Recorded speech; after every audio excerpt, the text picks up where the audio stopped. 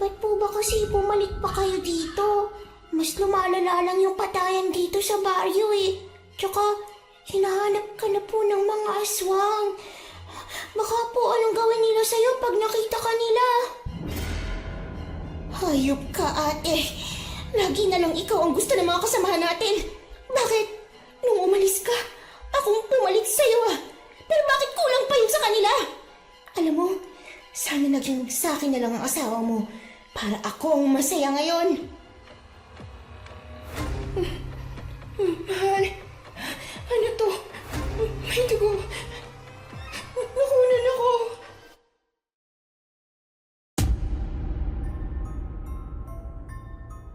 Ang sabi nila, pag mahal mo ang isang tao, dapat ipaglaban mo kahit palangit lupa ang pagitan niyong dalawa.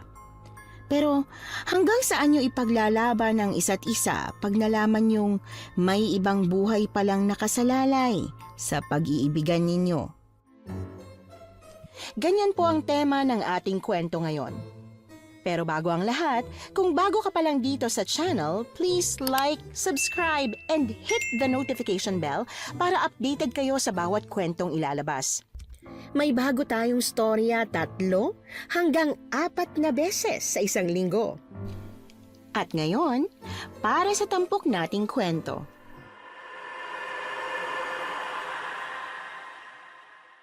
Magandang araw po, Miss Anne. Ako po si Diane, dating aswang na umibig sa matinik at kinatatakutang albularyo. Ikukwento ko sa inyo kung paano namin niligtas ang mga inosenteng taong nadamay sa pag-iibigan naming dalawa. Mahal, buntis ako. Magiging tatay ka na. Ano? Totoo ba yan? Oo, ito yung piti ko, oh. Salamat. Matutupad na yung pangarap kong makabuo ng isang pamilya. Oo nga eh. Ako din naman. Gusto ko yung nagmamahalan at sobrang nagpapasalamat ako dahil binibigay mo yon. Ang swerte talaga natin sa isa't isa. Oh, sandali lang. Masyado ka naman kung yumakap. Hindi naman ako makahinga. Sana tuloy-tuloy na tayo maging masaya, no? Oo nga eh. Pero kumusta na kaya yung lugar natin nun? Hindi ko alam. Wala pa akong nakakalap na balita dun eh. Oo siya. Diyan ka na muna at pupunta lang ako sa palengke para i-deliver na tong mga prutas. Sige, ingat ka. Inasikaso ko si Tyrone hanggang sa makaalis siya. Pagkatapos, nilinis ko na ang buong bahay. Pakiramdam ko ako na ang pinakamaswerteng babae sa mundo dahil binigyan ako ng asawang bukod sa masipag ay mapagmahal pa. Pero mga bandang 3:00 ng hapon, pag-uwi ni Tyrone, ay napansin ko ang pagkamatamlay niya. Oh, bakit? Na-reject na naman ba yung mga prutas? Hindi naman. Oh, ito yung benta oh. Oh, yun naman pala eh. Bakit ganyan na mukha mo? Wala to. Pagod lang ako, mahal. Mahal naman. Dapat hindi tayo naglilihim sa isa't isa ngayong kasal na tayo, 'di ba? Tsaka, para namang hindi kita kilala. Alam ko pag may problema ka, no? Kaya sabihin mo na kasi. Di pa naman maganda sa buntis yung nag-aalala. Kasi kanina, narinig ko yung usap-usapan ng mga tao sa palengke tungkol dun sa baryo natin nun. Oh, ano daw nangyari? Sunod-sunod na naman daw yung mga natatagpo ang patay dun. Mahal, nababahala na ako baka di magtagal. Maubos na ng mga aswang yung mga inosenteng tao sa lugar. Ganun ba? Ano kaya kung i-report na natin to sa mga pulis? Di na pulis ang kailangan natin kundi albularyo, mahal. Di ba mas makakabuti kung malalaman to ng otoridad? Matagal na nilang alam ang tungkol dito. Kaya lang, di sila naglalakas loob pumasok sa lugar na yun. Dahil natatakot sila na baka di na sila makalabas ng buhay. Kung ganun, anong plano? Babalik ako dun. Ha? Ano? Seryoso ka ba? Nag-usap na tayo nun dati, 'di ba? Natitigilan mo na yan?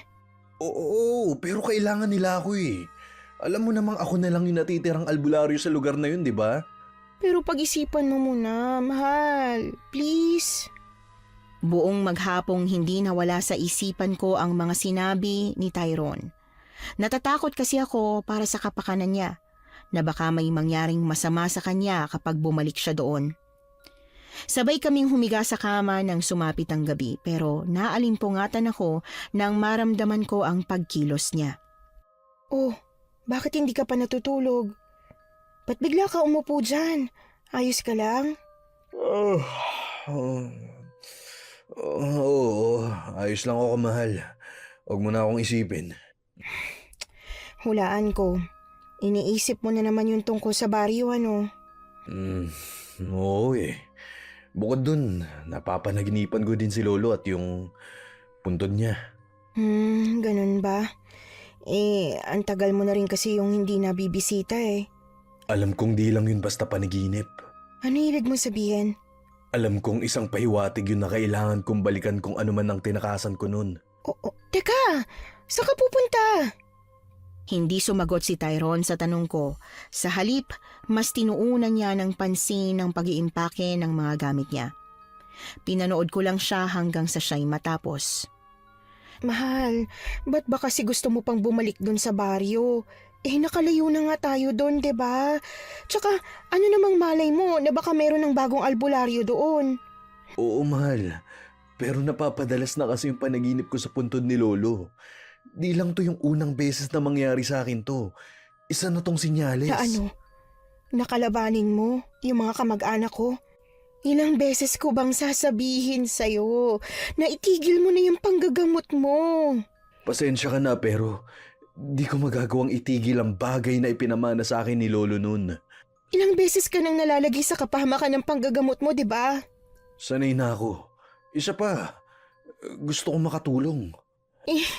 Naiintindihan ko naman yung paniniwala mo at nirerespeto ko yun. Ang sa akin lang, buntis ako at magiging tatay ka na. Ayoko namang masilang tong anak nating walang tatay sakaling may mangyaring masama sa'yo. Ay, liga nga dito. Tas lalambingin mo ko ng ganyan. Seryoso ako ha.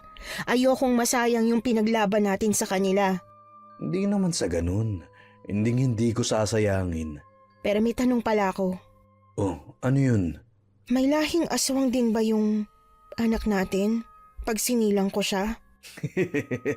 Ba't mo naman natanong yan? Hindi, kasi noon ko pa gustong itanong sa'yo to pero hindi naman ako makabuelo. Wala na. Kasi di ba natanggal na natin yung pagkaaswang mo? Oo nga no. Ngayon ko lang napagtantong ang galing pala ng mga orasyon na ginagawa nyo. Nagagawa nyong posible yung bagay na akala namin hindi po pwede noon. Salamat kay Lolo dahil magaling siyang magturo. Kumbaga, walang binatbat sa iyo yung mga aswang kasi tumitiklop sila pag may nakakaharap na albularyo Ibig sabihin ba niyan, pumapayag ka na? Hindi no? Mahal, nag-aalala kasi ako sa mga naiwan natin doon lalo na. Ilang taon na akong walang balita doon tungkol sa kanila. Sige na nga. Pumapayag na ako pero sa isang kondisyon. Kondisyon? Anong kondisyon naman? Sasama ako. Alam mo namang di pa pwede, di ba? Ikaw na nga nagsabi, buntis ka. Paano kung mapahama kayo ng anak natin? May tiwala naman ako sa'yo na poprotektahan mo kami. Tsaka ayokong isipin mong pinagdadamot kita. Kaya sige na, papayagan kita. Yun nga lang, sasama ako. Ay, sige. Pero may kondisyon din ako sa'yo. Ano yun? Huwag na huwag kang magpapakita sa mga kamag-anak mo. Ayos ba yun? Siyempre naman no. Nagpahinga na kami matapos mag-usap. Kinaumagahan, 1 oras kaming bumiyahe pabalik sa liblib na baryo sa Cebu. Pero imbis na pumasok agad, ay huminto muna kami sa lumang arko, Miss Anne. Di pa rin pala nagbabago yung lugar na to. Puro puno pa rin, higit sa lahat. Sobrang tahimik. Oo, tahimik pero di mo akalaing halimaw ang mga nakatira. Sinabi mo pa. Pero ang tanong, saan tayo manunuluyan dito? Maghahanap tayo. Pero bago yan, kailangan nating magpanggap na ibang tao. Oh, isuot mo tong belo. Akin na. Huwag mong tatanggalin yan kahit na anong mangyari, ha? Higit sa lahat, huwag kang magtitiwala kahit kanino. Ako naman, isusuot ko naman tong salakot. Opo, mahal. Love you. I love you too din. Pagkasuot niya ng salakot ay pumasok na kami sa loob ng lugar. Maswerte kami at nakahanap kami ng apartment na matutuluyan bago lumubog ang araw. Magpahinga ka na't alam kong napagod ka sa biyahe. Oo nga. Tsaka, ikaw rin naman, 'di ba? Oo. Oh, ba't hindi mo pa ibaba yung bag na bitbit mo kung ganun? Tabihan mo na ako dito. Liligpitin ko pa muna to. Susunod na lang ako. Hey, tutulong ako. Medyo marami pa naman yung dinala kong gamit. Mahal, ako na. Pahinga ka na lang dyan. Kailangan mo ng lakas. Ayaw kitang nakikitang napapagod. Ikaw talaga. Sweet mo. Hindi ako nagkamaling ikaw ang pinakasalan ko, Tyrone. Nga pala, mas mabuti din siguro kung ibahin natin yung pangalan natin. Oo nga, no? Magandang ideya yan. Sige, Dayang na lang itawag mo sa akin. Siguro sa'yo, Ron. Oo nga, maganda yan. Ano palang plano natin bukas? Gusto mo ba? Sugurin na natin agad yung kuta nila para matapos na to agad? Hindi. Alam kong marami nang nagbago dito sa tagal nating nawala kaya kailangan nating pag-aralan muna ang baryong to. Pero paano natin yung gagawin? Umanap tayo ng pwesto bukas sa palengke. Magtinda tayo ng kahit ano, total. Dala ko naman yung mga perang naipon natin. Oo nga, no? Sige. Kinabukasan pumunta kami sa palengke para humanap ng maliit na pwesto para sa ititinda naming mga gulay. Eto, mahal. Ayos na ba yung pwesto na to sa'yo?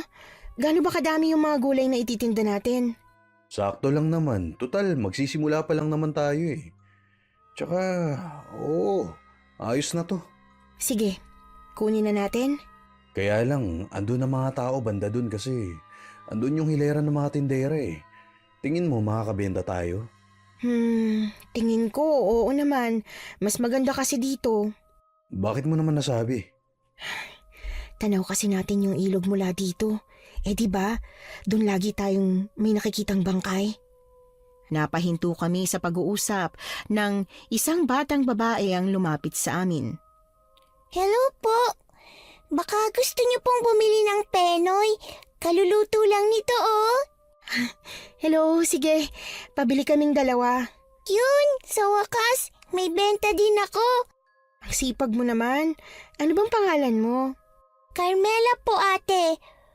Teka nga, bakit parang balot na balot naman po yata kayo? Ang init oh.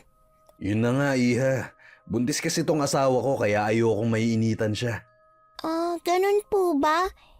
Eh ikaw po, buntis ka din po ba? Kasi meron ka rin pong balot eh. Ko talaga? Oo. Bakit naman ganyan ang itsura mo? May problema ka ba? Hindi ho, wala pong problema. Daya nga pala ang pangalan ko. At ito naman ang asawa ko, si Ron. Sensya ka na ha. Kakalipat lang kasi namin dito kaya wala pa kaming masyadong kakilala. Kakalipat lang? Bakit dito pa? Kasi Kasi gusto naming bumuo ng pamilya sa tahimik na lugar. At dito yun. Tahimik? Naku, mukhang mali po yata kayo ng inaakala. Bakit? Pwede ko bang malaman yung rason? Eto po yung sukli niyo. Uwi na po ako. Oh, teka! Sandali lang! Hindi na namin nahabol si Carmela nang kumaripas ito ng takbo palayo. Sa halip, kinausap na lang namin yung may-ari ng pwesto at agad na humanap ng supplier pagkatapos. Dapit hapon na nang makauwi kami ni Tyrone. Uy, kanina pa kita napapansing tahimik ka. Ayos ka lang ba? Meron bang masakit sa'yo? Wala naman. Di lang kasi matanggal sa isip ko yung bata kanini. Mukhang takot na takot. Yun ba? May mga napagtanungan ako kanina tungkol sa kanya. Sabi nila, ulilang bata na daw si Carmela. Ganun ba? Kawawa naman siya. Ano kaya kung ampulin na lang natin siya, no? Kasi delikadong panahon ngayon, lalo na't bata pa siya. Baka mamaya kung ano nang mangyari sa kanya sa labas. Di pa natin po pwedeng gawin yun. Pero pangako ko sa'yo, pagtapos ng lahat ng to, tutulungan natin siya. Talaga? Salamat naman. Sa ngayon, mas pagtuunan na lang muna natin ng pansin tong negosyo natin. Tutal, magsisimula na rin tayo bukas. Pero mahal, mangako ka sa akin ha. Mag-promise ka na magpapaalam ka sa akin kahit saan ka magpunta ha.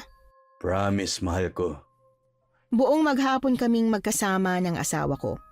Bago kami matulog ay tinulungan ko siyang pulbusin ang iilan sa mga dalang bawang.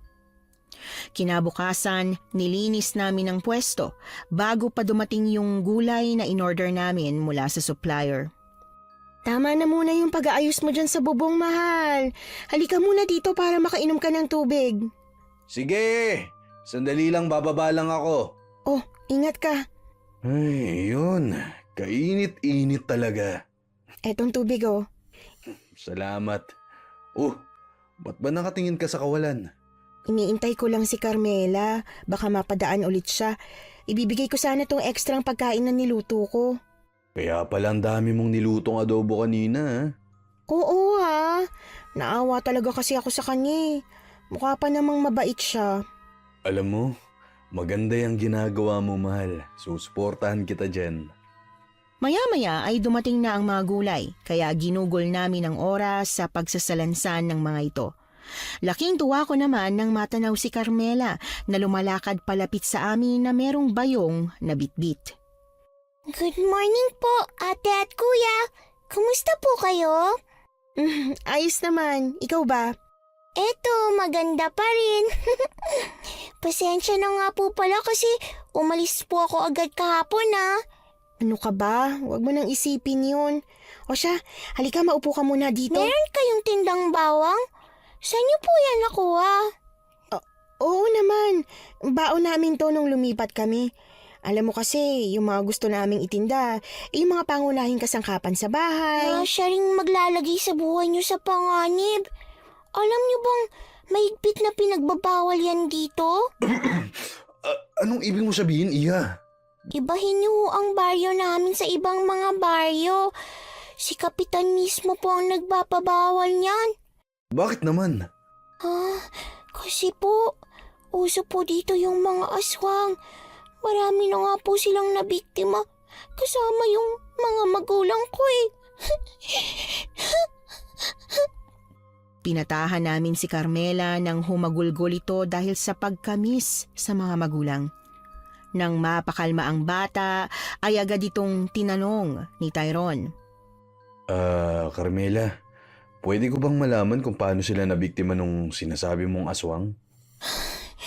Dating tanod po dito si tatay. Mula nung kumalat yung balita na umalis yung dating nag-iisang albularyo dito, mas lumala po yung mga patayan at nadamay po sila. Ganun ba? Pasensya na, Iha.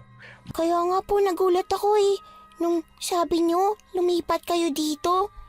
Kasi sigurado po ako itadamay kayo ng mga yun kasi wala po silang sinasanto. Napapalunok na lang ako sa ikinuwento ni Carmela. Hindi ko maiwasang mag-guilty dahil pakiramdam ko ay meron din akong kasalanan kung ba't mas lumala ang kaguluhan dito sa baryo. Nang magkaroon ng pagkakataon ay inalok ko si Carmela na aampunin na lang namin siya pero tumanggi ang bata. 5:30 ng hapon nang makauwi kaming mag-asawa. Buti naman kahit paano, konti na lang yung natira sa mga paninda natin. Oo nga eh. May iba ko. Gusto mo ba kausapin ko na si Captain Dong bukas na bukas din? Total, parang ang pagtakas ko naman ang dahilan kung ba't mas naging agresibo sila eh. Hindi na. Huwag ka nang gumawa pa ng ikapapahamak mo. Ako nang bahala. Sige. Huwag mong isipin na meron kang kasalanan kung bakit nangyayari ang lahat ng to. Kasi... Mahal, ako yung may gustong lumisan tayo sa baryong to nun, di ba? Kaya ako dapat ang tumapos nito. Isa pa, alam mo naman ang ugali ng mga kasamahan mo nun. Sige. Basta magsabi ka lang sa akin kung kailangan mo ng tulong ha. Makakaasa ka. Lumipas ang ilang mga araw, unti-unti na kaming nasasanay sa pamumuhay sa lugar. Pero isang umaga, habang nagtitinda ay natakot ako sa binalita ni Carmela sa amin. Ano yun? Bakit nagkakagulo yung mga tao doon? Meron po kasing buntis na namatay dun sa looban. Wasak daw po yung tiyan. Tapos wala na yung sanggol sa loob. Ano? Diyos ko. Mukhang yung mga buntis naman po ang pinupuntirya ng mga aswang ngayon. Di ba po? Buntis ang asawa niyo? Oh, Ganun ba? Anong dapat namin gawin?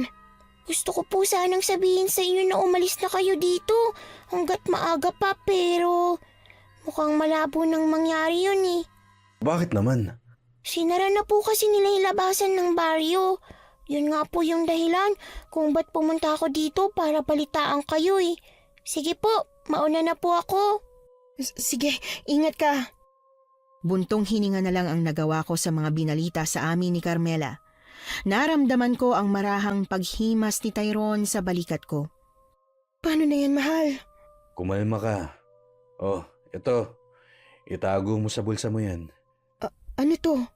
Langis ng bawang. Ipain mo sa tiyan mo tuwing gabi bago ka matulog. Sige, Huwag kang matakot. Andito ako.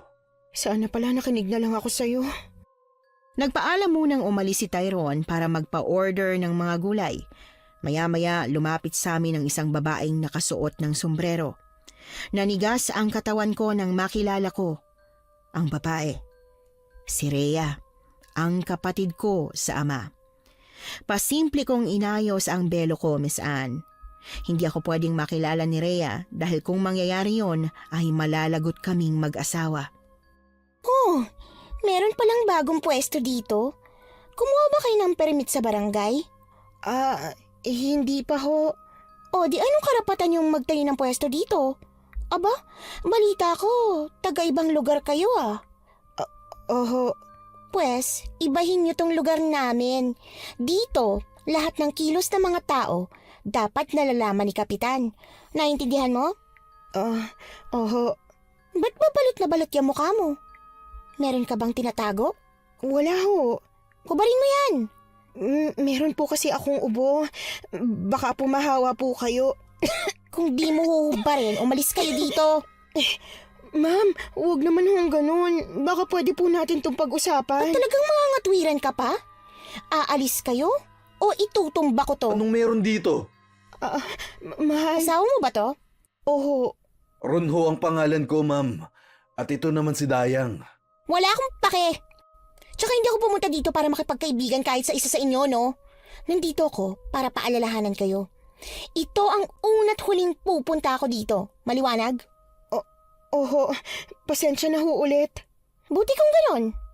Sandali nga. Parang kilala kita. Nakita na ba tayo noon? Tanggalin mo nga yung salakot mo. Nako, hindi ho. Galing pa kami sa malayong lugar, ma'am. Pasensya na ho kayo sa abala kasi hindi pa namin alam yung kalakaran dito. Nagkatinginan kami ni Tyrone nang biglang tumalikod si Rhea at lumakad palayo sa amin. Ayos ka lang? Ano bang ginawa niya sa'yo? Wala naman, mahal. Yun talagang kapatid mong yun. Hanggang ngayon masama pa rin ang ugali. Oo nga eh. Ano ba kaya kung makilala niya ako?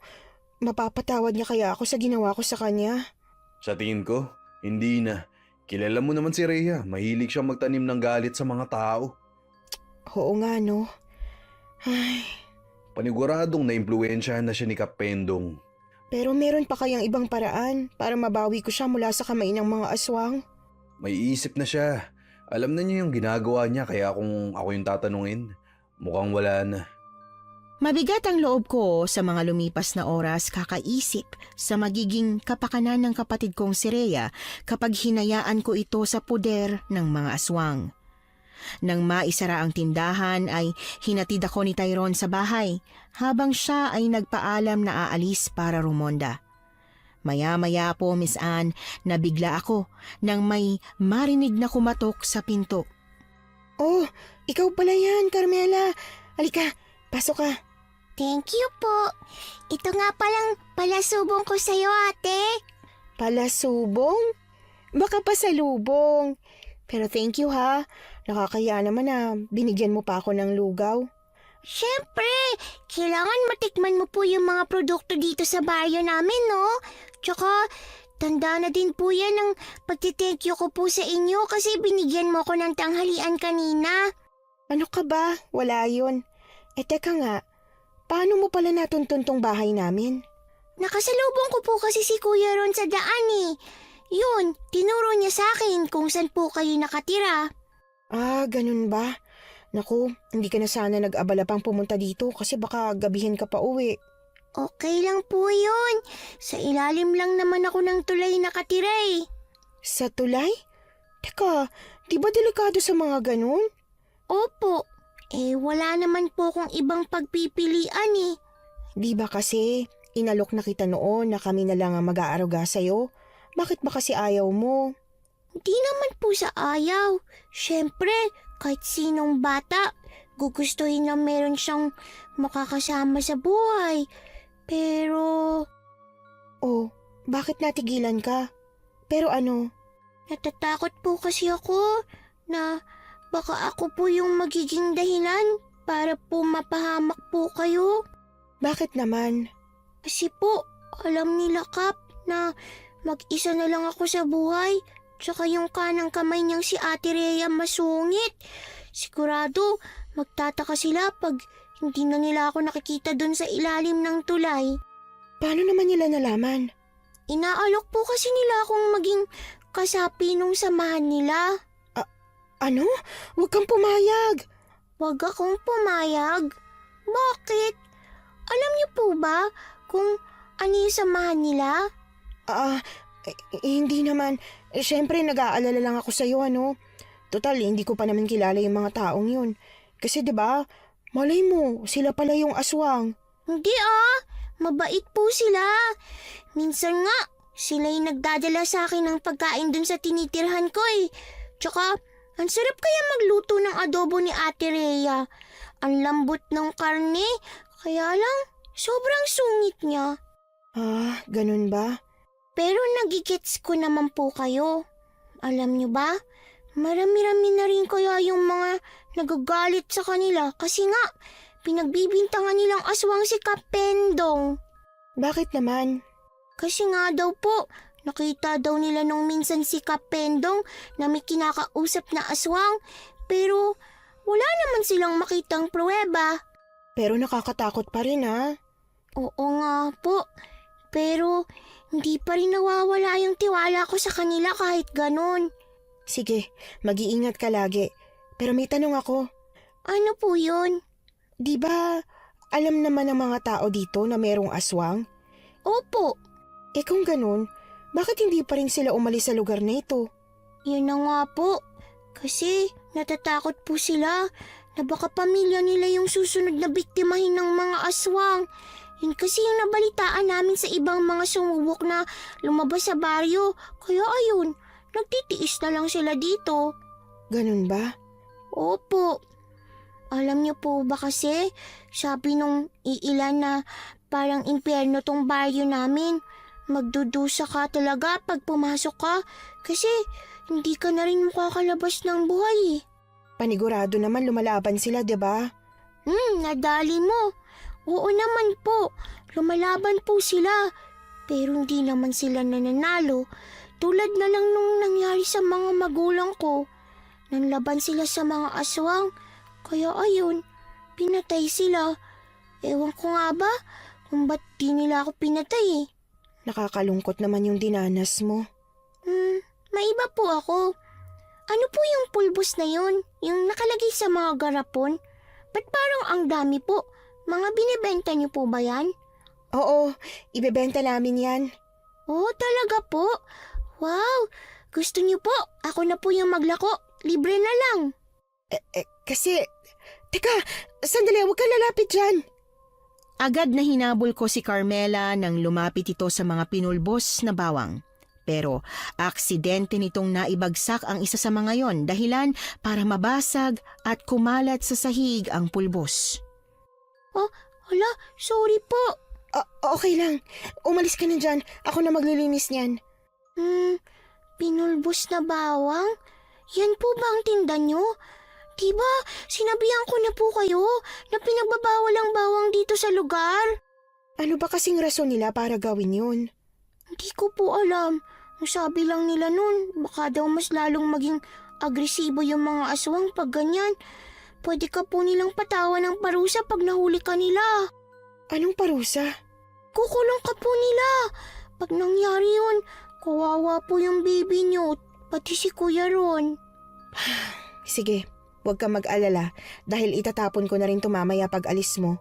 Promise po? Oo, promise.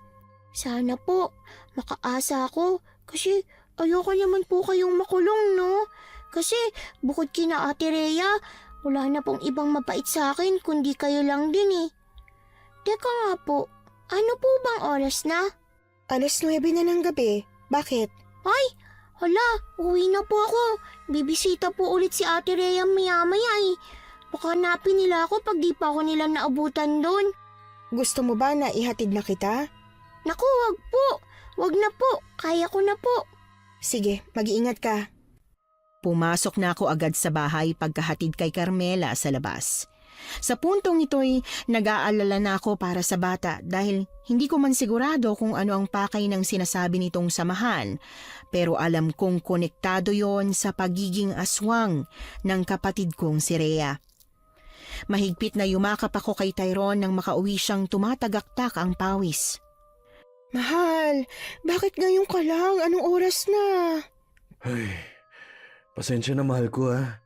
Inikot ko kasi yung buong baryo para masiguro yung kaligtasan ng mga tao at nakita ko si Rhea na papunta kung saan. Pupunta sila kay Carmela? Ano? Bakit naman? Teka, asan nga pala siya? Yun na nga ang ibabalita ko sa'yo. Umuwi na siya kasi bibisitahin siya nila Rhea. Sabi niya sa akin, mabait daw sila sa kanya kaya nag-aalala ako. Bakit ka naman mag-aalala kung mabait naman pala sila kay Carmela? Kasi kilala ko sila. Sigurado kung meron silang kailangan dun sa bata. Anong ibig mong sabihin? Naiaalay nila ang katawan ni Carmela sa mga aswang? Hindi sa ganun. Pero baka gawin nila siyang susunod na pinuno ng mga aswang. Kasi ganun din yung ginawa nila sa amin noon ng kapatid ko. Kung ganun, kailangan nating subaybayan si Carmela. Oo nga eh. Teka, may sugat ka sa braso ah. Pati mo sinasabi sa akin. Kaengkwentro ako ng yanggaw dun sa dinadaanan ko. Talaga? Napatay mo ba? Oo. Mabuti naman. Alika, gagamutin ko muna yan. Pagkatapos kong gamutin ang mga sugat niya ay pinag-usapan namin ang mga plano. Ang dami nang nagbago dito sa lugar natin. Oo nga eh. Kaya kailangan na natin tong tapusin hanggat maaga. Meron ako natitirang alam na paraan kung paano papatay ng mga aswang. Ano naman yun? Ito. Mutya ng aswang? Oo, nakuha ko to dun sa napatay kong aswang kanina. Pero, kaya mo bang gumamit yan? Oo naman. Tinuruan din naman ako ni Lolo noon. Pero malakas ang mutsyang yan, mahal. Tuwing gagamitin mo yan, manghihina ang katawan mo dahil nanghihigop yan ng lakas. Yun ang kapalit ng kapangyarihang taglay niyan. Pero wala na tayong ibang paraan pa. Pero nag-aalala ako. Sa laki ng samahan ng mga aswang dito, paano ka makakasiguradong matatalo mo silang lahat? Gayong limitado lang yung lakas na ibibigay niyan. Anong ibig mong sabihin? Ibig kong sabihin, paano pag ginamit mo na yan at saktong naubusan ka na ng lakas? Mas madali ka nilang mahuhuli pag ganun. Kaya akin na muna yan. Ako na munang magtatago para makasiguro tayong hindi mo yan gagamitin. Tinago ko ang mutyang yon sa lagayan na hindi niya alam kung nasaan. Dahil sa pagod ay mahimbing akong nakatulog. Kinaumagahan, nadat na namin si Carmela na naghihintay sa amin sa tindahan. Oh, anong ginagawa mo dito ng ganitong oras? Ang aga-aga pa. Hinihintay ko po kasi kayong magbukas ng tindahan eh. Talaga? Bakit? Ibibigay ko lang po tong salakot kay Kuya Ron. Naku, at nakabalot ng panyang mukha mo, Kuya ah. Pasensya na, meron kasi akong hika. Pero saan pala to galing? Binili ko po. Talaga ba't mo naman yung ginawa? Secret. Ay, ikaw ah. O sige, maiwan ko muna kayo dyan. I-deliver ko lang tong pangpinakbet ng isang tindera doon. Sige, mahal. Ingat ah. Oh, ba't parang natahimik ka bigla, Carmela? Iyon na nga po. Pinilan ko si Kuya Ron ng panibagong salakot kasi merong pinakita si Ate Rhea sa akin na salakot na may markang pulang tinta na alam ko po na kay Kuya Ron. Ha? Paano mo nalaman yung palatandaan nung sa kanya? Syempre, nung nakita ko. Tsaka, hahanapin daw po kasi nila Ate Rhea kung sino yung may-ari nun eh. Talaga? Bakit? Ewan ko ba? Di naman sinabi sa akin yung dahilan pero mukhang galit sila. Kasi may nakita silang bawang na nakaipit dun sa salakot ni Kuya Ron. Dati po ba siyang albularyo? Hindi siya ganun. Bakit po maalam siya ng ganun? Ibig ko sabihin, kadalasan kasi albularyo lang yung alam kong nag-iipit ng bawang sa sombrero o sa salakot eh. Ba't mo naman nasabi yan?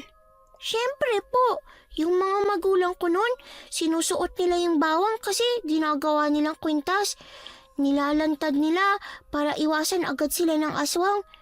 Pero kay Kuya Ron, nakatago kahit alam niyang pwede siyang sugurin ng aswang. Ano namang connect nun?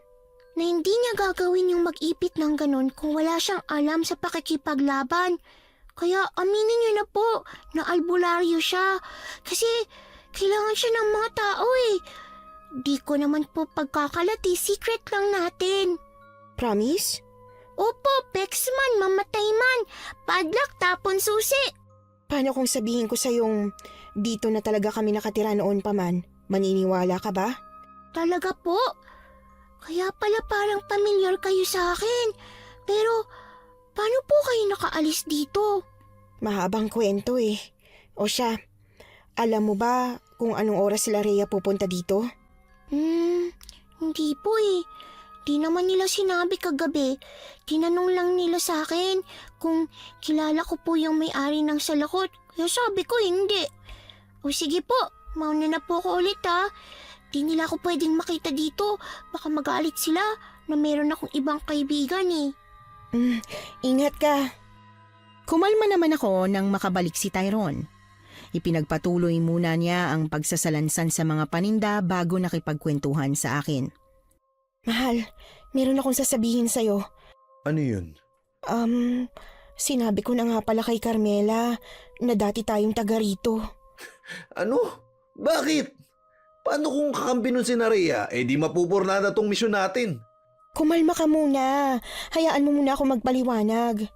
Kasi naman, alam mo namang wala nang ibang pag-asa tong lugar na to pag nalintikan tayo, di ba? Tsaka mabuti na nga yung kahit paano'y nakaronda ako kagabi kasi wala daw natagpo ang biktima ngayon. Pupunta daw kasi sila Rhea dito para magtanong-tanong. Kaya eto, isuot mo muna yung binigay ni Carmela. Naintindihan naman ni Tyrone kahit papano ang paliwanag ko, Miss Anne. Tulad ng inaasahan, dumating si Rhea. Magandang umaga po, madam. Ano pong may paglilingkod ko sa kanila? Kilala niyo ba kung sino may-ari nito? Nako, pasensya na pero ngayon ko lang po yan nakita kaya hindi po eh. Ikaw? Ron ang pangalan mo, hindi ba? Oo. Kilala mo? Hindi po. Sigurado kayo? Oo. Buti naman kung ganun. Yung salukot mong suot, yan ba yung suot mo kahapon? Opo, ito nga ho. Pwede ko po bang malaman kung bakit nyo natanong? Wanted kasi sa buong baryo may-ari nito. Nga pala, maiba ko. Gusto ko kayong imbitahan sa munting salo-salo mamaya. Para saan ho? Malapit na kasing piyesta dito eh. Isa pa, gusto lang namin kayong bigyan ng mainit na pagsalubong. Kasi sigurado kung magiging masayang pamumuhay niyo rito.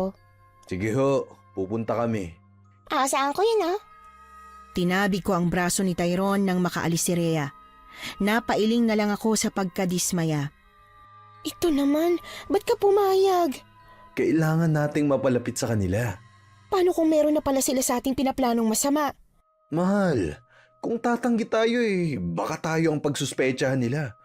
Huwag kang mag-alala. Ako lang naman yung pupunta dun mag-isa Magpahinga ka na lang sa bahay. Ay nako, ikaw talaga. Ayoko. Sasama ako. Bakit? Ayos ka lang?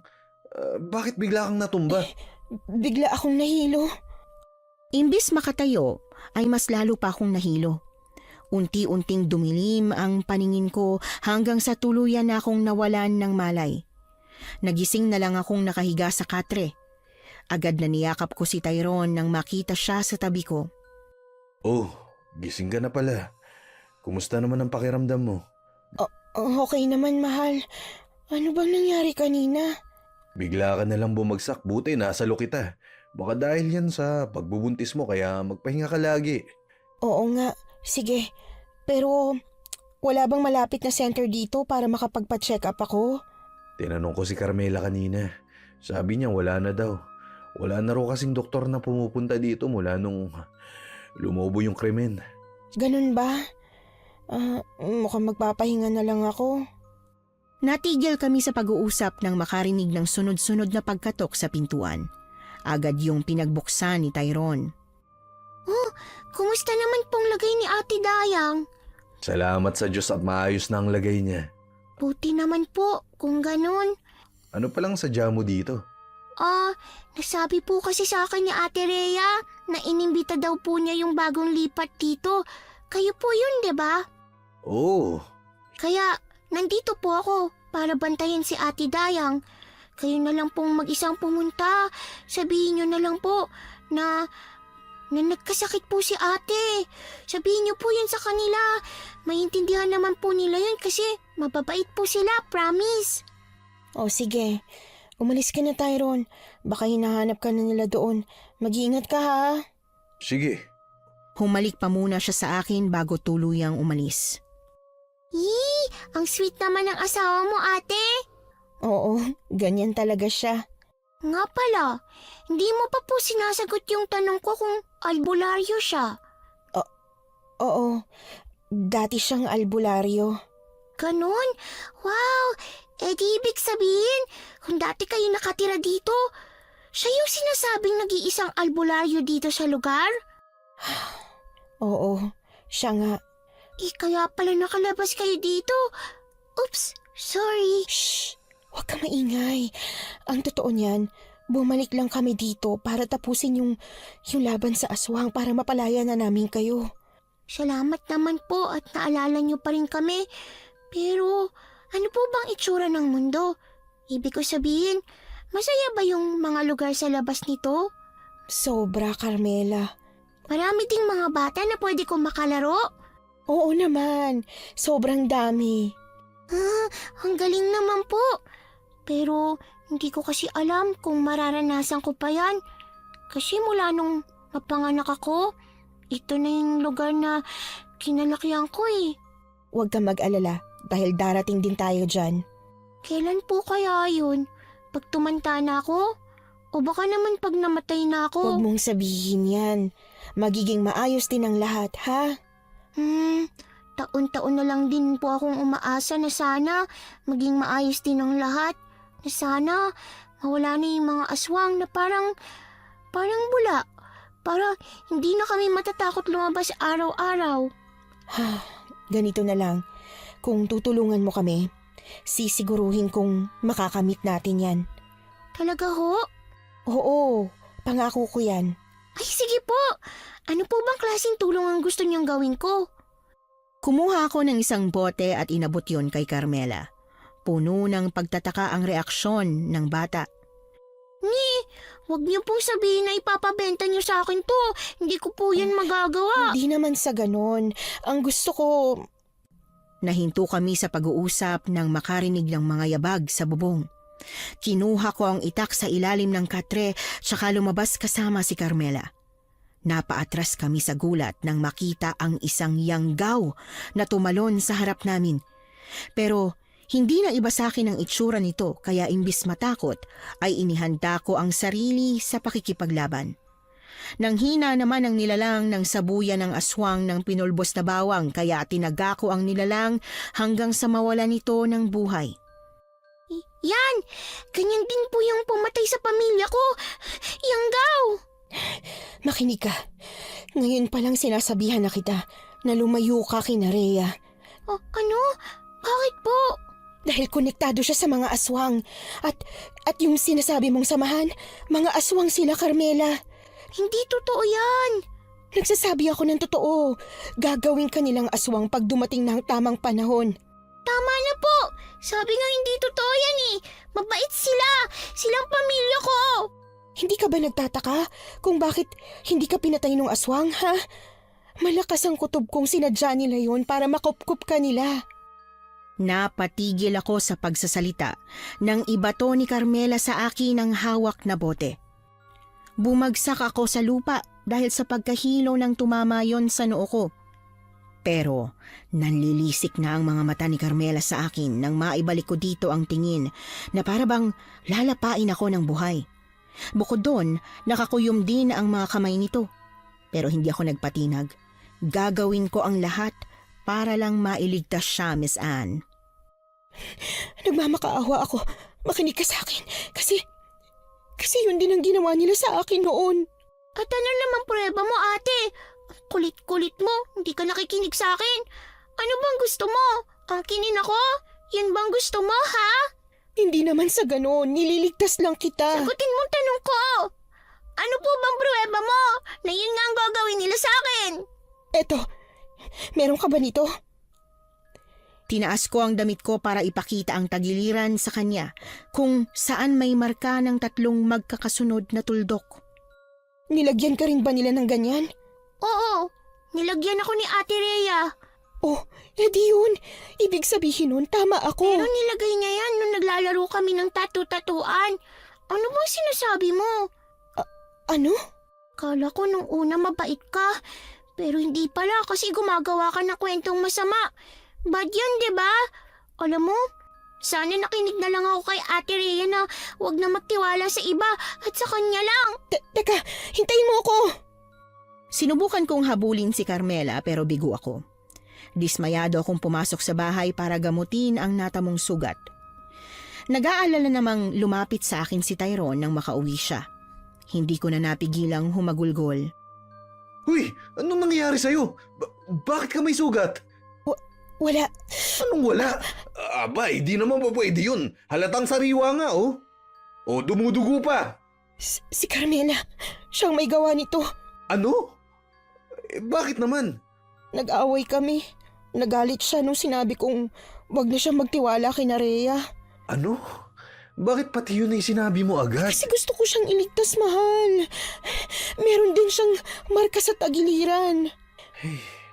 Ako din naman, pero gustuhin ko man, alam kong mahihirapan na tayo kung wala tayong gagawing ibang paraan. Bakit? Sinundan ko si Rhea kanina. Nakita ko siyang pumasok sa kulungan nung iba pang mga bata na sinasanay nilang kumain ng karne. Ano? Oo, yun yung mga batang naulila sa mga magulang na inampun nila. Nakita ko na yung iba sa mga yun para ng kanibal. Kung ganun, anong gagawin natin?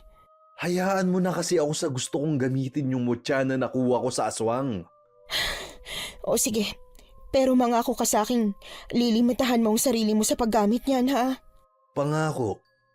Napagpasyahan na muna naming maglaylo ng ilang linggo sa pagroronda, Miss Anne.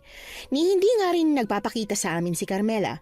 Hanggang sa isang araw ay sumadya si Kap Pendong sa palengke para mangumbida sa nalalapit na piyesta sa baryo. Magandang umaga ho. Magandang umaga ho, Kap. Nasaan ang asawa mong si Ron? Aba, tama nga ang sinabi sa akin ng assistant kong si Rhea. Parehong-pareho kayong mag-asawa na laging nakatakipang muka. Oho, parehas ho kaming may asma eh. Baka ho hikain kami kapag nakalanghap ng kung ano. Wala pa naman hong bilihan ng gamot dito. Nako, grabe ka namang magpaliwanag ako Nagbibiro lang naman iha. Meron akong tanong. Ho? Ano ho yun? May alam ka ba sa mga krimen dito sa lugar? Naku, wala ho. Kahit imbestigahan niyo pa po ako. Biro lang ulit. Di kasi kako, ganyan magpaliwanag ang mga taong may ginagawang kababalaghan Pero napadpad ako dito para imbitahan kayo. Sigurado naman akong narinig nyo na kung para saan, hindi ba? Oho. Makakaasa ba ako? Aba, syempre po, Kap. Ano yun? Buntis ka, ano? Opo. Pwede bang pahawak ng tiyan mo? Sige po. Sarap. Ano ho? Ang sarap ka kung damdamin yung bata sa sinapupunan ng tiyan. Ganun ho ba? Oo, Iha. Matagal na kasing wala ang asawa ko. Isa pa, malalaki na rin ang mga anak ko kaya wala na akong batang inaalagaan. Ay, siya. Napataldal na ako dito. Sadyain ko muna yung ibang mga tindera dito, ha? Sige po, ingat. Pinigilan ko ang panggagalaiti kay Kap Pendong. Buong akala ko'y handa na akong harapin ito pagkatapos ng lahat ng ginawa nito sa aming magkapatid na pangbe-brainwash. Pero mali pala ako. Nang makauwi, ay doon ko palang binalita kay Tyrone ang tungkol sa piyesta. Makikita pa kaya natin si Carmela doon? Ang tagal na kasi niyang hindi nagpapakita sa atin eh. Ano na kaya nangyari sa kanya? Oo nga eh. Hindi ko na rin siya nakikita dun sa palengke. Sana naman ligtas siya kung nasan man siya. Ay, ipagdasal na lang natin sila, mahal. Di sila pababayaan ng Panginoon. Oo nga. Tsaka, ingatan mo yung baby natin, ha? Magtatatlong buwan ka ng buntis. Baka mapano ka pa pag inisip-isip mo pa yung mga bagay na ako dapat ang gumagawa ng paraan para masolusyonan. Sige. Pero sa mga sumunod na araw ay palihim kong hinahanap si Carmela. Ginawa ko ang lahat kasama na ang pagpunta ko sa tulay pero wala akong nadatnan doon bukod sa mga gamit nitong halatang napabayaan na. Mas lalo lang akong naging pursigido na hanapin ang bata dahil doon. Isang gabi, habang naglalakad sa kalye ay nakasalubong ko si Rhea. Anong ginagawa mo rito? Gabi na. Wala naman. Nagpapahangin lang po. Nagpapahangin? Gantong oras ng gabi na alam mong may mga gumagalang aswang? Pasensya na ho. Sige, mauna na ako. Teka lang, Napahinto si Rhea nang makita ang mukha ko matapos nitong hablutin ang suot kong belo. Sinubukan kong itago ang mukha ko kahit pa alam kong nasinagan na ako ng buwan. ate? Hindi ka na makakapagkaila sa akin. Nakilala na kita. Baka nagkakamali lang kayo. Ayan o, yung marka sa'yo ni Kap Pendong. Ikaw nga yan. Buntong hininga na lang ang tanging nagawa ko. Sa puntong ito, hindi ko na alam kung ano ang gagawin ko kaya tinanggal ko na lang ang nakatakip sa mukha ko. Oo. Ako nga. Ang tapang naman ng apog mong magpakita pa rito matapos mong piliing lumande at sumama dun sa albularyong yun. Nasaan siya? Ba't ko sasabihin sa'yo? Kaya pala tinatago niyo yung mukha niyo. Mga demonyong taksil! Ikaw ang taksil sa ating dalawa, Rhea. Ako pa talaga? Nagbibiro ka ba? Sino ba sa ating dalawang lumisan ng walang paalam sa baryong to? Oo, ako. Pero niligtas ko lang ang sarili ko mula kay Kap Pendong dahil ayokong maging pinuno ng samahan nyo.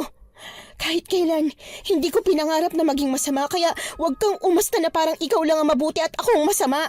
Talaga lang Oo, makasarili ka, Rhea. Mas pinili mo pang kumampi sa aswang kaysa kampihan ng mga tao. Mga taong pumatay sa mga magulang natin. Naalala mo ba kung paano sila binugbog ng mga tao hanggang sa mamatay sila dahil lang pinagkamalan silang mga aswang? Kahit na. At ikaw, anong ginawa mo? Pati mga batang musmos, dinadamay mo sa kalokohan mong to. Dapat lang! Ganun ako gumante. At ngayong nandito na kayo, sisiguruhin kong hindi na kayo makakalabas pa ng buhay. Walang iya ka? Kapatid mo ko! Ba't mo ginagawa to sa akin? Gusto mo talagang malaman kung bakit? Pues dahil naiinggit ako sa'yo. Buong buhay ko, ikaw lagi ang gusto ng lahat. Ikaw lang ang magaling sa paningin nila habang ako. Nasa anino mo lang? Ikaw na lang lagi ang swerte, ate. Kaya ba mas pinili mong mga aswang kesa sumama sa akin nung araw na inaaya kitang tumakas? Oo, yun na nga. Dahil gusto kong gumante dahil gigil ako sa lalaki mo. Dahil nung tumakas ka, wala nang ibang bukang bibig si Kap Pendong kundi hanapin ka. Buti na nga lang napatunayan kong sarili ko na ako ang nararapat na susunod na mamumuno sa samahan. Hayop ka! Nasaan si Carmela kung ganun? Dadaan ka muna sa butas ng karayom bago mo siya makita. Sinabunutan ko si Rhea nang tumalikod ito pero napahinto ako nang makita ang dugo sa pagitan ng mga hita ko. Imbis tulungan ako ni Rhea ay iniwan ako nitong nag-iisa. Hiyaw ako ng hiyaw hanggang sa makitang papalapit si Tyrone sa akin. Sabi ko na andyan ka eh. Ano bang nangyayari? Mahal! Merong dugo! Yung bata, mahal. Yung anak natin. Hindi pwede. Hindi. Umalma ka. Dadalhin kita sa ospital. Mahal. Dugo. Yung anak natin. Agad akong nawala ng malay. Nagising na lang akong nakahiga sa kama sa loob ng ospital. Agad na hinahanap ng paningin ko si Tyrone. Namumugto ang mga mata niya. Mahal, kumusta nang lagay mo? Ayos naman na. Yung anak natin, kumusta? Ayos lang ba siya? Sabi ng doktor, nakunan ka daw, mahal. Wala na yung anak natin. Ano? Teka, hindi pwede. Sabihin mo nagbibiro ka lang. Diba? Ayoko, mahal. Ayoko. Sana nga. Sana biro lang tong lahat ng nangyayari sa atin. Sana isang araw, gumising tayo na maayos ang bata sa sinapupunan mo. Na wala tayong baryo na kailangang iligtas. Pero wala eh. Totoo to, mahal, totoo. Mahal, sorry. Bakit ka ba kasi hindi sumusunod sa akin? Ano bang ginagawa mo doon? Hinahanap ko lang si Carmela. Putya naman oh. Di ba nag-usap na tayo noon? Pasensya na. Di naman kita sinisisi, mahal eh. Alam ko namang di mo rin to ginusto pero may tiwala ka ba sa akin bilang asawa mo? Meron. Kung ganun, bakit? Bakit di mo ako sinusunod? Mahal, ngayon pa nga lang di ko na alam ang gagawin ko nung nalaman ko nakunan ka eh. Paano na lang kung kayong dalawa pa yung mawala sa akin? Pasensya na talaga. Mahigpit na niyakap ko si Tyrone. Ito ang unang beses kong makita siyang umiyak. Pagkatapos noon, higit 1 buwan akong nagpagaling sa bahay. Ni hindi ko na nga sa kanya na itanong kung paano kami nakalabas sa baryo nung gabing makunan ako. Pero di kalaunan ay inamin niyang nakipaglaban siya sa mga aswang na humarang sa amin matapos kong mapansin ang mga mahahabang kalmot niya sa likod at braso. Hanggang sa isang araw, nagising ako sa kalagitnaan ng gabi nang maramdaman ang kilos niya. Ano ginagawa mo? Saan ka pupunta? Tatapusin ko ng lahat sa pagitan namin ng mga aswang. Dito ka na lang. Teka, sasama ako. Mahal, di pwede. Baka kung ano pang mangyaring masama sa'yo. At anong gusto mo? Ikaw lang mag-isa ang gaganti para sa anak natin? Hindi ako papayag. Nawalan din ako ng anak kaya hayaan mo ako sumama. Hindi nga sabi pwede. Kailangan mo yung mutya, diba? Oo, nasan yun? Pues hindi ko to bibigay sa'yo kung hindi mo ko isasama. Hindi na ako napigilan pa ni Tyrone kaya sinama na niya ako, Miss Anne. Pagkarating sa arko ay napansin agad namin ang mga bantay na kasamahan ni na Kap Pendong. Agad naman kaming tumago sa gilid, tsaka pumaswit si Tyrone. Maya-maya'y naging asbo ang mga taong yon kaya agad na tumakbo si Tyrone para kalabanin ang mga ito samantalang hinagisan ko naman ang mga nilalang ng pinulbos na bawang. Walang kahirap-hirap silang pinatay ni Tyrone, Miss Anne. Ayos ka lang, mahal? Oo, ikaw. Ayos lang din. Humanda ka. Papasukin na natin tong lugar. Sana maligtas pa natin yung mga tao. Basta kahit na anong mangyari, dyan ka lang sa likod ko. Maliwanag? Oo. Halika na. Pumunta muna kami sa palengke para hanapin ang mga tinderang nakakakilala sa tunay na pagkatao ni Tyrone. Noong una, nagalit pa sila kay Tyrone dahil akala nila'y tuluyan na silang inabandona, kaya pinaliwanag ng asawa ko ang lahat. Pagkatapos, binigyan niya ang mga ito ng mga bawang pangontra sa aswang. Nang makaalis ay dali-dali kaming pumunta sa bahay ni na Kap Pendong. Maingat kaming pumasok sa loob pagkatapos naming suriin ang buong bakuran. Nasaan sila? Ba't walang tao dito? Paniguradong sinisimulan na nila ang orasyon. Orasyon? Saan?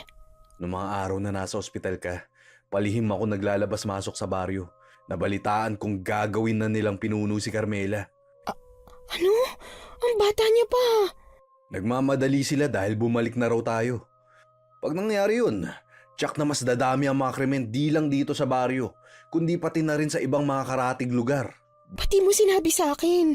Dahil alam ko mag-aalala ka at makakasama yun para sa'yo. Pero bakit? Ano ibig mo sabihin na mas dadami ang mga krimen? Dahil iba na ang ugali ni Carmela. Mas agresibo na siya ngayon, mahal. Kakausapin ko siya. Tara, hanapin na natin siya. Ay, mukhang malabo eh.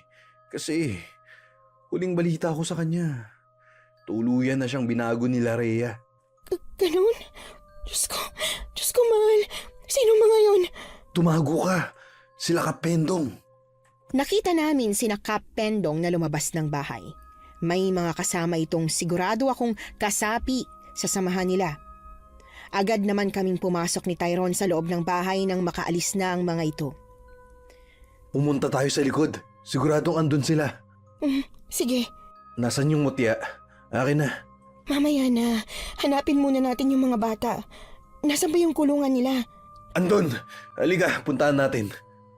Pagkarating doon, wala kaming ibang nadatnan kundi mga lumang damit ng mga bata. Ang iba ay meron pang mga mansyang dugo, dahilan para manlumo ako. Ano nang nangyari sa kanila? Diyos ko. Kumalma ka!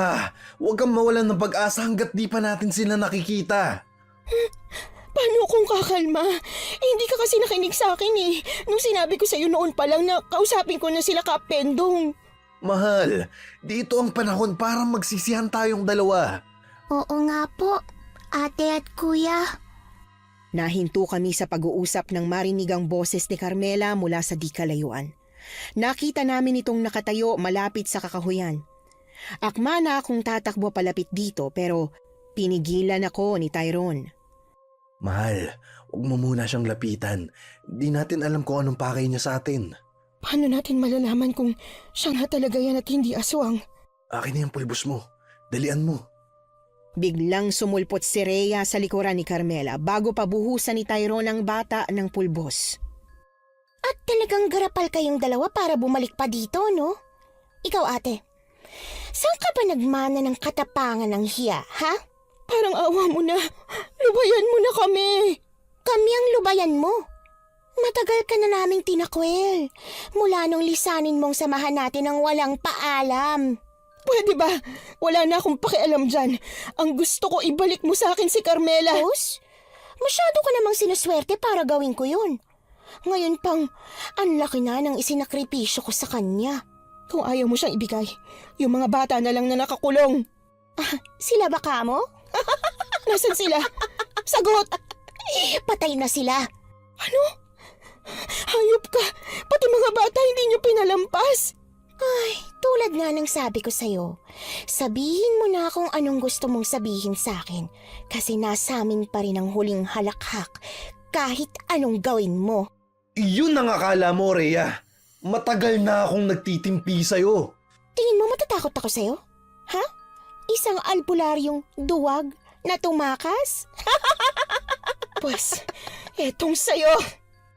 Bago ko pa man masabuyan ng pulbos ang dalawa, ay nagtatakbo na ang mga ito sa loob ng kakahuyan.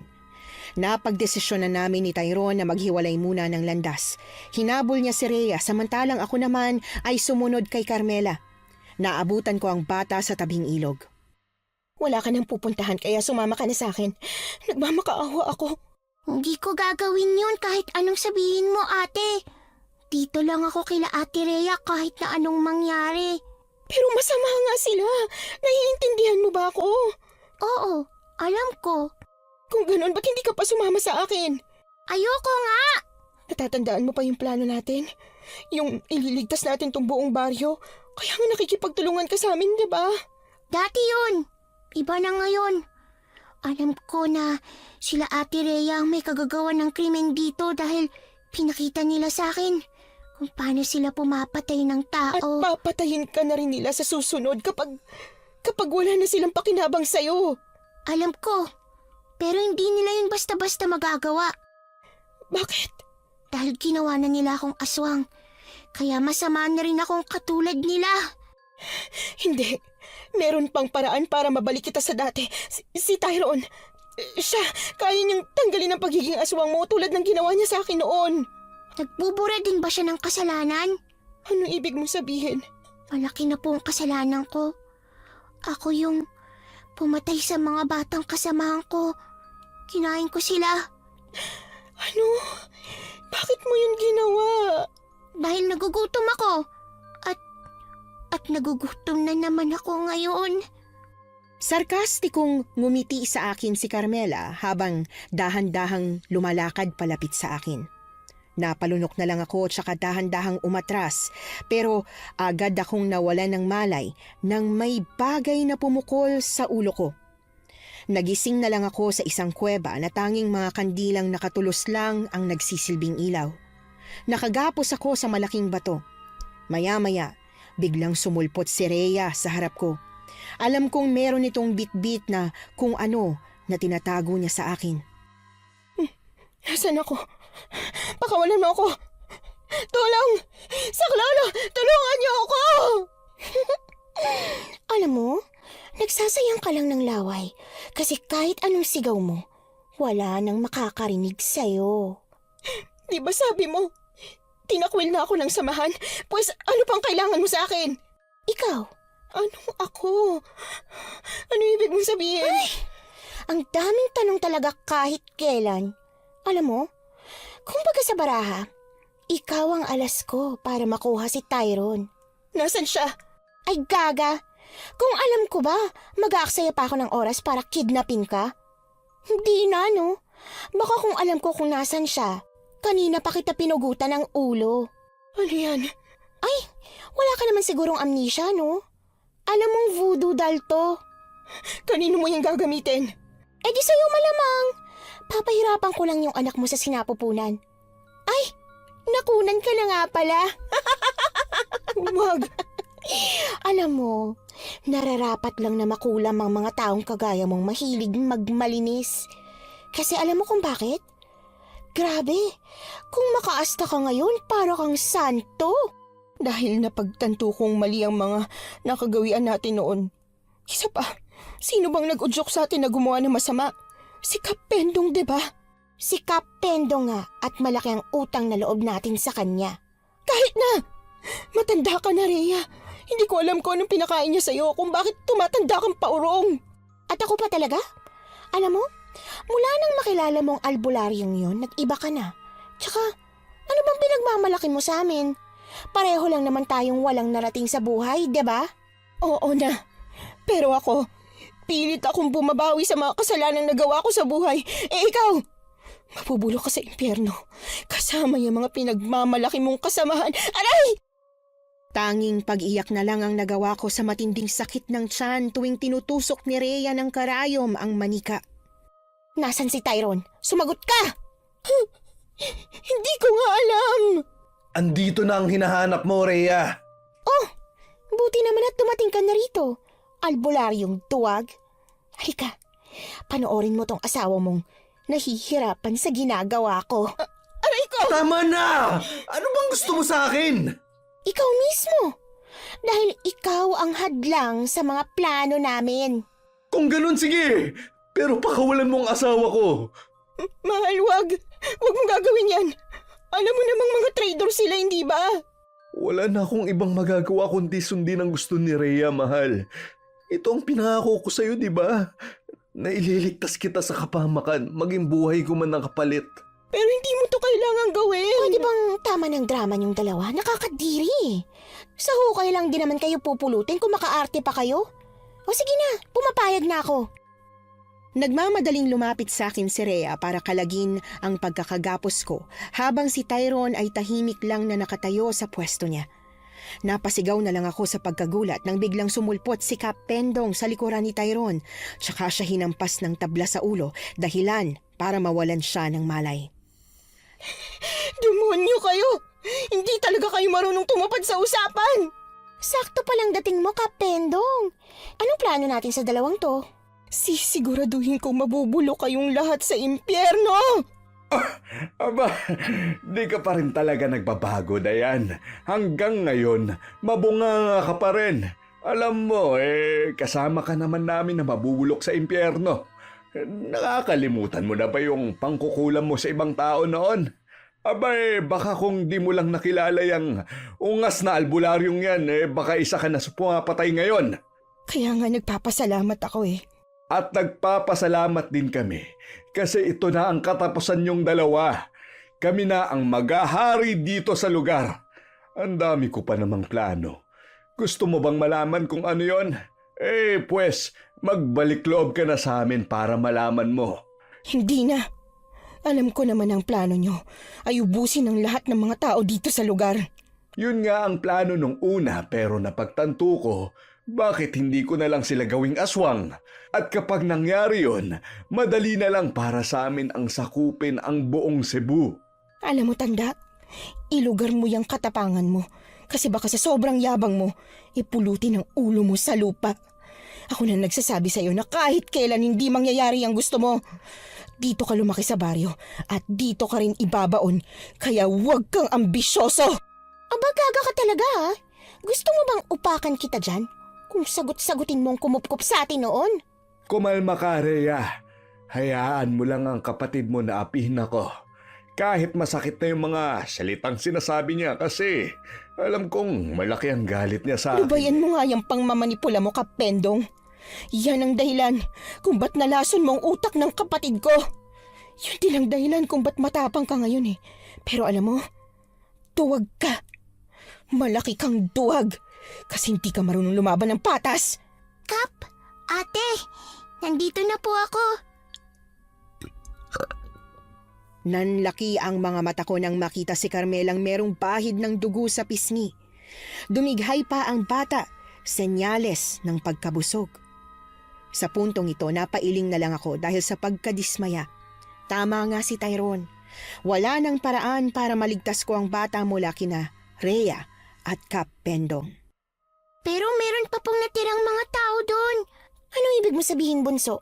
Di ko naman po sila lahat nakain eh. Kasi meron po silang bawang na pangontra. Lumalaban na po sila sa mga aswang. Punyeta! Kap, ano nang gagawin natin? Dito ka lang. Pupuntahan ko sila tatakutin. Walang magbabantay sa mga bihag natin kung sasama ka. Eh di ako na po. Tsaka ako po ang nagsabi sa inyong hindi nyo na basta-bastang masisindak ang mga tao dahil desidido na po silang lumaban. Kaya isama nyo na po si Ate Rhea para meron po kayong katulong. Bakas ang pag-aalala sa mukha ni na Rhea at Kapendong, Miss Anne. Sabay din silang lumabas ng kuweba. Nang matirang mag-isa si Carmela ay sumenyas ito na huwag akong maingay. Matapos ay lumapit sa akin para kalagan ang tali ko. Anong ginagawa mo? Pinapakawalan ko po kayong malamang. Bakit mo ito ginagawa? Akala ko baka kampi mo na sila. Opo, pero syempre, nung nakita ko kung paano kinakawawa kanina ng mga aswang yung mga kababaryo natin, naisip ko na mali ako ng kinampihan. Pero yung dugo dyan sa mukha mo, sabi mo galing yan sa mga taong kinain mo. Hindi ah, galing to dun sa mga aswang na kinalaban ko kanina. Tsaka, baka akala mo bad na ako ha? Hindi ko kinain yung mga batang nakakulong. Ano? Saan mo sila dinala? Yung mga natirang bata, dun sa maliit na kuweba sa ilalim ng tulay, kung saan ako sumisilong pag malakas ang ulan, nandun sila. Ibig sabihin, may mga namatay na sa kanila. Opo, meron. Bakit? Pinatay po nila Ate Rhea yung mga batang marunong nang pumatay ng tao kasi nung minsang pinakawalan sila, umatake sila sa mga tao na hindi rin naman din nila napatay kaya nagkagulo. Ayun, nagalit si Ate Rhea. Ganun ba? Pero yung pagiging aswang mo... Ate, mamaya na tayo magchismisan. Nagkamalay na si Kuya Tyrone, no? Tulungan natin siya. Tsaka lumabas na tayo dito sa kuweba hanggat hindi pa sila nakakabalik. Sa kalagitnaan ng paglalakad sa masukal na daan, napatigil si Carmela dahil bigla nitong ininda ang pananakit ng tiyan. Sabi ni Carmela sa akin, nagugutom daw siya kaya maingat muna naming ibinaba ang nanghihinang si Tyrone sa lupa, tsaka agad na humanap ng hayop na pupwedeng kainin ng bata. Nang makakita ng baboy, ay agad na naging isang malaking itim na aso si Carmela. Meron itong matutulis na pangil at mahahabang kuko. Aaminin kong nakaramdam ako ng takot dahil ngayon na lang ulit ako nakakita ng ganitong nilalang pagkatapos ng ilang taon. Umatake si Carmela sa baboy at agad yung nilantakan. Pagkatapos, bumalik ito sa pagiging anyong tao. Lumapit ako rito nang mapansin ang panghihina ng katawan nito, Miss Anne. Ayos ka lang? Anong kailangan mo? Pahinga lang po ate. Pasensya na kasi limitado lang yung lakas ko bilang aswang kasi bata pa po ako eh. Di pa kaya ng lakas ko yung kapangyarihan ng isang aswang. Naiintindihan kita. Hintayin mo na lang ako dito. Sige po, ingat ka. Binuhat ko si Carmela at ipinwesto sa ilalim ng puno ng nara. Nadatnan ko naman si Rhea at Cap Pendong na hawak-hawak si Tyrone nang makabalik ako doon. Imbis matakot, palihim kong nilabas ang mutya sa maliit na bote sa bulsa ko. Sa wakas, nakabalik ka na. Asa ng batang traidor na yan? Bakit? Pwede bang sumagot ka na lang sa amin? Magtatanong ka pa eh. Hindi ko siya ibibigay sa inyo. Kung ganun, papatayin ko tong asawa mo. Kawawa ka naman, iha. Kung hindi mo kami iniwan nun, di sana masaya tayo ngayon. Ganito na lang, papipiliin kita. Buhay ng asawa mo o babalik ka ulit sa samahan namin. Para ano? Alam mo, gusto kong maging mabait sa'yo. Kaya bibigyan kita ng pangalawang pagkakataon. Tutal, malaki naman ang potensyal mo maging mahusay na pinuno eh. Wag ho! Yung mga ganyang klase ng tao, hindi na dapat binibigyan ng ikalawang pagkakataon. Kasi, traitor siya, di ba? Pinagpalit na nga niya tayo kay Tyrone eh. Rhea, iha, ngayong nalaman natin na matagal na pala tayong pinaniniwala ni Carmela ang kakampi natin siya, kailangan na nating mas mapagtibay ang hukbo, lalo pat marami nang namatay sa mga kasamahan natin. At kailangan natin ng isang mahusay tulad ng ate mo. Pero di ba, nangako kayo na ako magiging susunod na pinuno pagkatapos nyo. Kasunod ko pa nga si Carmela kasi sabi niyo mas handa pa siya kaysa sa akin, di ba? Kaya ako pumayag na sanayin siya. Sige, pumapayag ako. Pero sa isang kondisyon. Buti naman kung ganon. Anong kondisyon yan, iha? Pakawalan mo si Tyrone. Pero bago pa man ako makalapit sa kanila, ay agad kong sinabuyan ng pulbo si Rhea at Cap Pendong, dahilan para mapalayo sila kay Tyrone na siya namang tumakbo palapit sa akin. Hayop ka! Traidor ka talaga kahit kailan. Ano, Cap? Kita mo na kung gaano kasama ang ugali ng hayop na yan? Ako nang nagsasabi sa'yo noon pa lang na magsasayang lang tayo ng oras pag hinanap natin siya. Dayan, kung talagang hindi na kita mapipigilan, wala na akong magagawa pero... Pero ano, bibigyan mo na naman siya ng pagkakataon? Diyos ko naman, harap-harapan na nga niya tayo niloloko, oh. Hindi! Ang gusto ko, kalabanin mo siya. Kalabanin mo ang sarili mong kapatid kung gusto mong patunayan na karapat dapat kang pumalit sa akin. Wag! Niloloko ka lang niya! Aba, wag mo sabihin natatakot ka. Tsaka, pwede ba, Cap? Huwag niyo na kong sabihin na kapatid ko siya dahil matagal nang patay ang kapatid ko sa puso't isipan ko. At ang nasa harapan ko ngayon, isang kalaban. Teka lang. Ayaw kitang saktan, Rhea. Huwag mo akong pilitin na gawin yun. Gawin mo kung anong gusto mong gawin, ate. Huwag ka na maghugas kamay dyan. Wala nang masasakit pa sa pang-iiwan na ginawa mo sa akin noon. Hindi totoo yan. Oo, nagkulang ako pero hindi ibig sabihin nun. Ulit-ulit ka! Kalabanin mo na lang ako. Nagsasabi siya ng totoo, Rhea. At alam ko yun dahil di lang siya ang nagkulang. Pati ako rin, bilang albularyong minsang tumakas sa responsibilidad niyang iligtas ang lugar na to. At nagsalita ang albularyong duwag. Alam mo, huwag kang mag-alala dahil ngayong gabi rin, makakasama mo na ang lolo mo sa langit. Tutal pareho naman kayong hambog. Andito ako para gumanti sa'yo, Pendong. Kaya tawagin mo na kung sino mang demonyo ang nagbibigay sa'yo ng lakas ng loob. Pinatay mo si Lolo! Ano? Siyang pumatay sa lolo mo? Oo, ipinagkanulo niya na ang pagkakaibigan nila ni Lolo. Masyado kasing pakialamero ang lolo mo sa mga plano ko. Pero di ko mapagkakailang matalino siya dahil huli na nang malaman kong meron pala siyang apo. Kung sana nalaman ko yun ng mas maaga nabubulo ka na rin sa lupa ngayon. Kasama siya. Ate, kuya. Napalingon ako sa pinanggagalingan ng boses ni Carmela. Lumapit ito sa amin tsaka mahigpit na yumakap sa akin. Bakas ang pagkainis sa mukha ni Rhea nang makita ang bata. Isa pa tong walang kwentang bata na to. Pagkatapos mong tulungan, ayun, sa iba sasama. Kasi po, ayoko pong kumampi sa mga gaya nyo. Mga bad po kayo. Kayo pala yung pumapatay sa mga tao dito, pati sa mga kalaro ko. Dapat lang yon. Oo, kasi po bad ka. Tinuturuan mo ako maging masama. Kung ganun, di magsama-sama kayong tatlo. Talaga? Kahit kailan, hindi po ako sasama sa mga tulad nyo. Kasi kayo pala yung pumatay sa mga magulang ko. Nauto ko po kayo, no? Kala nyo kakampi ako sa inyo, pero hindi! Hindi! Biglang naging anyong asbo si Rhea at Carmela, dahilan para manlaki ang mga mata ko. Naglaban ang dalawa sa harap namin pero hindi nagtagal ay naging dehado si Carmela dahil sa mga sugat na natamo nito sa katawan. Kaya naman agad akong sumaklolo at sinabuyan ng pulbos si Rhea. Umusok ang katawan nito. Samantalang si Tyrone naman ay hinabol si Kap Pendong matapos nitong tumakbo palayo sa amin.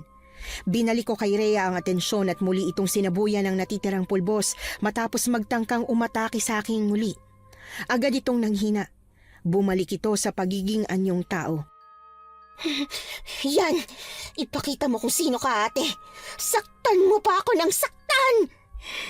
Tama na, Rhea. Pagod na ako. Ayaw kitang saktan kaya pwede ba itigil na natin to? Bakit? Kala mo may magagawa ka pa? Ikaw naman ang dahilan kung ba't ako nagkaganito eh! Alam mo, napagtanto ko. Hindi dapat kita sukuan. Kapatid kita. Ikaw na lang ang meron ako. Hindi! Agad akong dumampot ng makapal na sanga ng puno at walang pagdadalawang isip na pinukul yon sa ulo ni Rhea. Pagkabalik ni Tyrone ay nagpatulong akong buhatin si Rhea papunta sa apartment namin habang si Carmela ay ipinasan ko ng walang malay itong bumalik sa pagiging anyong tao. Pagkatapos, dumiretso kami ni Tyrone sa sementeryo at doon nadatnan ang mga kababaryo naming nanggagalaiti kay Kap Pendong na kasalukuyang nakagapos sa isang poste. Hayop kayo! Nakakalimutan nyo bang ako ang kapitan nyo? Abay, mga wala kayong respeto. Pagkawalan nyo ako! Tapos na ang pangmamanipula mo, tanda. Kahit lumuha ka pa ng dugo, hindi ka pakakawalan ng mga tao na kinuhanan mo na mamahal sa buhay. Ikaw, Tyrone! Hayop ka! Babalikan kita! Hihintayin ko yan. Mga kasama, alam kong matagal na kayong galit sa kapitang ito. At ngayong gabi, gusto kong ilabas nyo ang lahat ng yan. Pinanood ko lang ang pambabato ng mga tao kay Kap Pendong ni Saan. Pagkatapos, binuhusan ito ni Tyrone ng gasolina at sinyalaban. Tanging huling palahaw na lang ni Kap Pendong ang narinig namin bago ito tuluyang pawian ng buhay. Inimbitahan pa kami ng mga taong dumalo sa selebrasyong inihahanda nila pero tumanggi kami dahil umuwi na kami agad. Tumulong ako kay Tyrone na isagawa ang orasyon para matanggal ang pagiging aswang ni Rhea at Carmela. Hanggang sa maya-maya pa ay nagkaroon na ng malay ang bata. Ate, meron pa po bang mga aswang? Wala na. Ubus na sila. Talaga po? Ibig sabihin, panalo na tayo? Oo, bunso. Yay! Makakapaglaro na po ba ako sa kabilang lugar? Oo. Maraming thank you po. Kaya lang, pag nalaman nilang aswang ako, Siguradong matatakot sila sa akin. Wala ka nang dapat ipag-alala dahil tinanggal na namin ang pagiging aswang niyo ni Rhea. Rhea? Ah, ate! Bakit? Bakit parang natakot ka bigla? Kasi po baka totohanin niya yung sinabi niya kaninang papatayin tayo eh. Huwag kang mag-alala. Hindi namin hahayaang mangyari yun ng kuya mo. Pero ano na pong plano natin? Papalayain na natin yung mga tao dito sa lugar. Mahigpit na yumakap sa akin si Carmela. Pagkatapos, napagdesisyon na naming iimpake ang mga gamit na dala at pansamantalang nakitulog sa bahay ng kaibigan ni Tyrone. Iniiwasan kasi naming magkagulo ulit sa oras na magising si Rhea. Ang masama pa ron, baka umalis ito kapag nakita kami. Ilang araw pa kaming nanatili sa baryo para siguruhin ang kaligtasan ng lahat, Miss Anne. Hanggang sa dumating na ang araw na bumalik na kami sa lugar namin kasama si Carmela. Wow! Ang ganda naman dito! Yay! Parang masarap maglaro dun sa bakuran niyo, oh. Kumalma ka muna. Di ka pa nga kumakain, oh. Intayin mo muna ako dito at ililigpit ko lang itong mga gamit. Akin na yung bag mo. Nga po pala. Sigurado po pa talaga kayo na aampunin niyo na ako ni Kuya? Oo naman. Bakit? Ayaw mo ba? Siyempre gusto, no? Sa akin lang, masyado po talaga kayong mabait. Kasi sa lahat ng ginawa ko na pambabasta sa inyo noon, pinili niyo pa rin po kung iligtas mula kila Ate Rhea. Naiintindihan naman kasi namin ang sitwasyon mo. Kasi tulad nga ng sabi ko sa'yo, kilala ko si Kap Pendong, ano? Oo nga, tsaka bata ka pa naman. Ang mahalaga, tinama mo yung pagkakamali mo kahit pa alam mong maaaring buhay mo ang maging kapalit. Thank you po talaga. Kaya dito ka na sa amin ha. Kami na ng ate mo ang magtataguyod sa'yo mula sa araw na to. Nagsimula kami ulit ng panibagong buhay kasama si Carmela. Tinago na rin namin ni Tyrone ang mutya dahil alam naming hindi naman namin yun magagamit pa. Masasabi kong masaya naman kami sa pagbabagong buhay na yon. Paminsay bumibisita kami sa liblib na baryo para makibalita tungkol kay Rhea.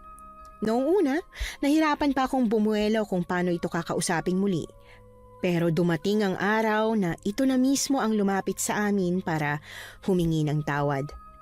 Pero ang mas ikinatuwa namin ay nang mabuntis ako ulit at matapos ang ilang buwan ay ligtas kong naisilang ang sanggol. Bago ko po tapusin ang kwentong ito, gusto ko lang sanang itanong sa mga tagapakinig kung paano nyo pinaglaban ang mga taong minamahal nyo sa buhay at higit sa lahat, ano ang naging sakripisyo nyo para sa kanila? Isinakripisyo nyo ba ang relasyon nyo sa pamilya ninyo? Ang career ninyo? Pwedeng kahit ano. Dahil sabi nga nila, kung mahal mo ay dapat ipaglaban mo. Hindi ba? Gusto ko lang mabasa ang mga comment ng mga taong nakaka-relate sa kwento ko.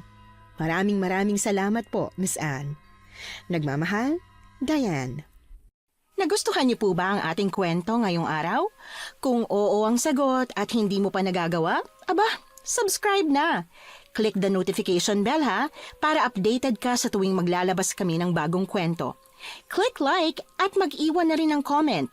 Masayang-masaya ako tuwing nagbabasa ng messages mula sa inyo. At kung may sarili kayong karanasan na gusto nyong ibahagi sa amin, email lang sa missanhorrorstories@gmail.com. Dire-diretso lang, missanhorrorstories@gmail.com. Malay nyo, sa susunod, yung kwento na ninyo ang binabasa namin para sa ating mga tagapakinig. Hanggang dito na lamang muna at muli po, ito po ang inyong si Miss Anne. Nagpapasalamat sa inyong patuloy na pagmamahal at pagsuporta.